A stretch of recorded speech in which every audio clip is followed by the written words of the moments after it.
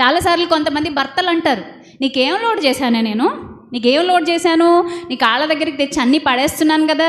నీకు నెలకు సరిపడా కిరాణా బిల్లు ఉంది, కావలసినప్పుడు చీరలు కొంటున్నాను, అవి ఉన్నాయి ఇవి ఉన్నాయి, అంతా బాగానే ఉంది, నీకు ఇంకేం కావాలి అని భార్యకు సరైన టైం ఇవ్వకుండా, భార్యతో సరిగా మాట్లాడకుండా, కమ్యూనికేషన్ మెయింటైన్ చేయకుండా కుటుంబాలను చేసుకునే భర్తలు ఎంతోమంది ఉన్నారు. భార్యలు కూడా అంతే, మీకేం లోడ్ చేశానండి నేను, అన్నీ వండి పెడతాను, అన్నీ ఇస్తాను కదా, మీకేం లోడ్ చేశాను అని చెప్పుకుంటూ భర్తతో సరిగ్గా ఆప్యాయత పంచుకోకుండా కుటుంబాన్ని ఆత్మీయంగా కట్టుకోలేని ఎంతోమంది భార్యలు కూడా ఉన్నారు. అటు ఉన్నారు, ఇటు ఉన్నారు. అయితే ఇది మనకి ఏం నేర్పిస్తుందంటే,